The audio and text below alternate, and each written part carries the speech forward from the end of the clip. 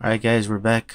Looking for a fix for my video issues when I'm with the Microswift 2 TX200 install, getting those diagonal lines across the screen in my goggles. So I'm gonna get everything apart and try to rewire it, and basically gonna give everything its own video ground power soldered directly to the FC pads, instead of relying on the VTX to feed it to the camera. I'm gonna go ahead and just wire it to the pads over here. Let me get everything cleaned up, and we'll get started on that.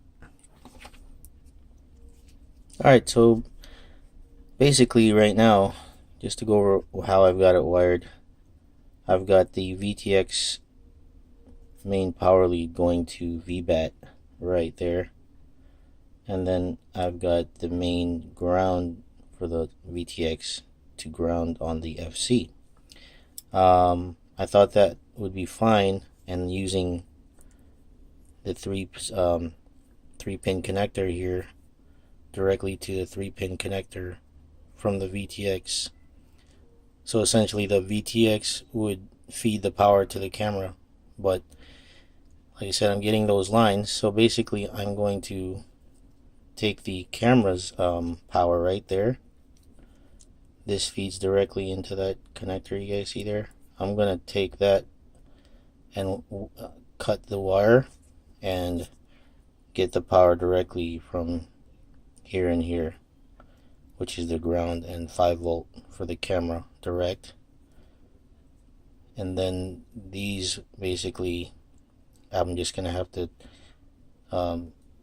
not use the black and red power from the VTX that was feeding the camera. Just put them out of the way, but I will use the blue, which is the video on the VTX, and I will have to splice it to the this video wire here. Grab it, this guy, the video out.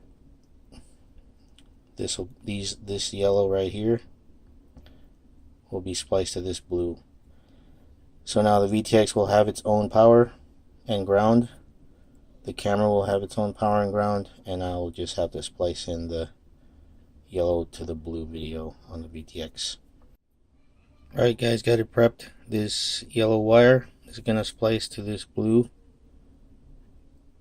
This black and red power and ground are going to get just covered with heat shrink.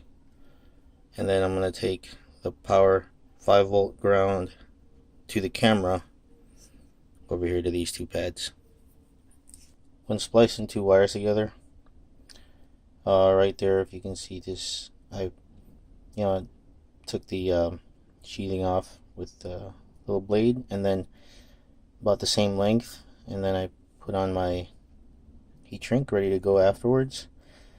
And instead of pre-soldering both wires and then trying to get them to go together, instead here I have, what I do is I kind of push them onto each other, and then they end up kind of weaving, and then I just will touch them up with the soldering, let the solder melt into them while they're weaved together like that, just to get a better connection.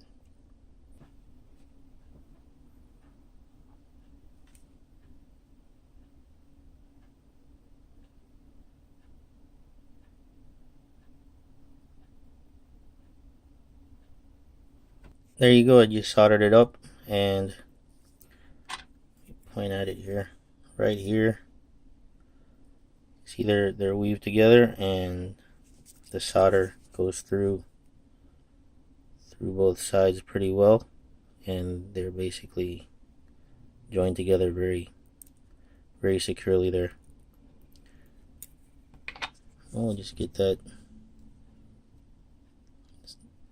Doesn't have to be clear, but it's the smallest heat shrink I have. Get that over there so we don't touch anything with it. You just get that heat shrink on there, and we'll keep going. Okay, so this is the 5-volt right here. That's gonna get the red, of course, and right next to it is ground for the camera.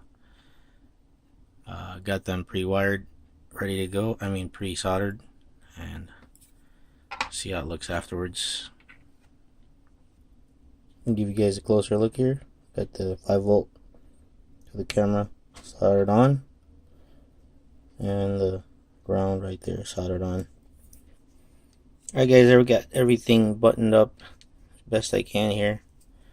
Just got a dual layer of double-sided tape under here. Can't really see it, but it is pretty squishy, so I'm not transferring any kind of vibration to the flight controller. Got my wires neat as possible, just laying there. Receiver's secure. I ended up smashing this antenna the other day. I've never seen that happen, but yeah, I flattened it out pretty good. Hopefully we get decent enough reception. And I had to solder to fix that connector. I'm waiting for some to come in, but I just on the collar part where it tore off, I just pre-soldered it and then just hit it and made a good connection on the sleeve portion that where the crimps broke off. So alright, we're all buttoned up. I took off those tie wraps here. They were just they were doing their job protecting, but they were just bugging me, so I took them off. And yeah, the camera's protruding, couple, maybe 3 millimeters, but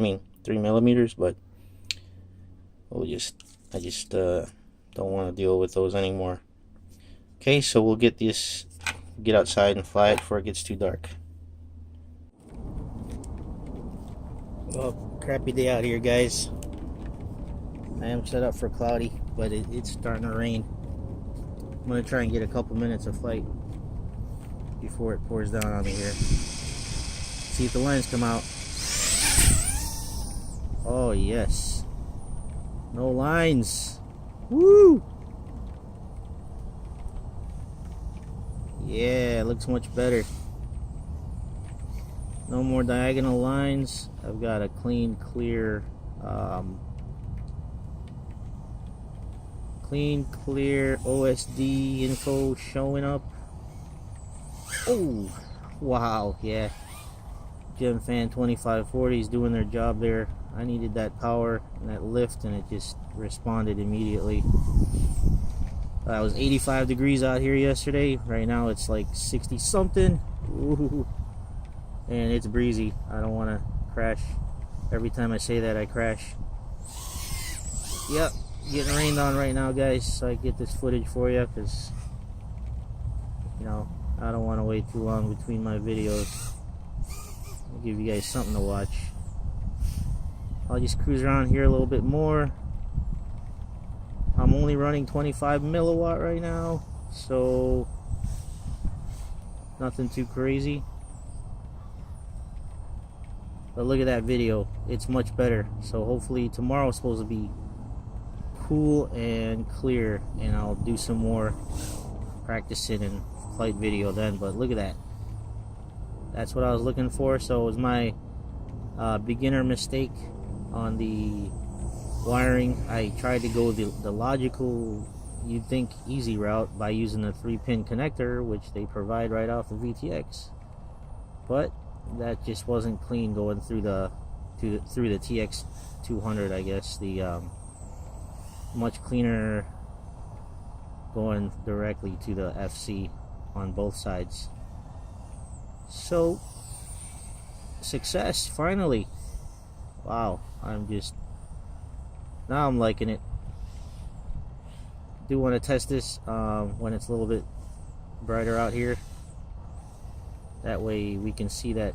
I usually get that red, weird shimmery effect on the grass with it when it's more sunny. So yeah, it looks pretty cool.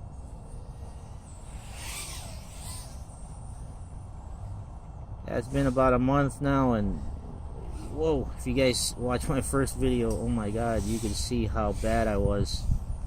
I was just wobbly all over the place, and couldn't fly at all, basically, just enough to keep it in the air. But just if it seems hard in the beginning, guys, don't give up, because look at this. This is approximately 3 weeks to a month later, and I'm able to control the control it a lot better. Now, mind you, this is the little Leader 120, of course, and I started out on the Chameleon, and flying the Chameleon in this smaller area is tougher. But yeah, just avoiding the jittering. Yay, rainy day, and that branch is gonna fall down eventually from the hurricane. Oh, took a fence hit there. Hopefully I didn't mess up the lens on the camera. Got a little bit of battery left. I mean, if you look at the flight time, it's another good thing. If I don't crash here, just want to give a full account of full flight time. I'm happy with 4 minutes on anything. So we're right there, and we still got a little bit of juice left. Again, this camera and VTX setup should be taking more power than the all-in-one.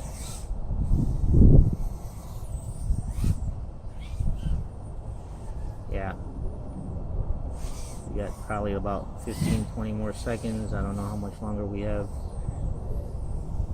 I'm gonna come in right at 3.55 volts. Alright guys, we're back on the bench here. Luckily this guy didn't get run over. There was somebody just trying to turn around out there in the street, and yeah, he would have probably crushed it if I didn't flag him down and say, yo, you know. So I definitely got lucky there. But really happy everything's working right. Just want to go over a couple of things. These are the two connectors that I got rid of. You'd think that, you know, the way they're supposed to go was the way I did it originally, but that's not good enough, guys. You have to actually cut it all out and wire it to the proper places. So those are gone. Also, one of the nylon screws that was going to this standoff here broke, so I replaced them with some. Luckily, I had some replacement metal screws here. But that should, you know, support it. The screws go out to about here on each side, so it should have strengthened this a little bit. That crash was pretty much direct road hit. Got a little bit of scratches on the props, but no other damage. And really happy with the way it flies now. You guys can just rewind there and see how I wired it, but there was zero flicker on the OSD, no more diagonal lines, and really happy with the way it turned out. I want to give a special thanks to the guys I learned a lot from. Albert Kim, Nick Burns, Joshua Bardwell, and one of the guys I just subscribed to recently is Gal Kremer. I hopefully saying that right. And also NJ Tech. I hadn't seen too many of his videos, but I'll be subscribing to him also. Special thanks to those guys. I appreciate you guys joining me. It means a lot to me that you spend your time to watch this. Hopefully I've helped somebody out. And you guys take care. And please remember, be safe and keep on flying. See you next time.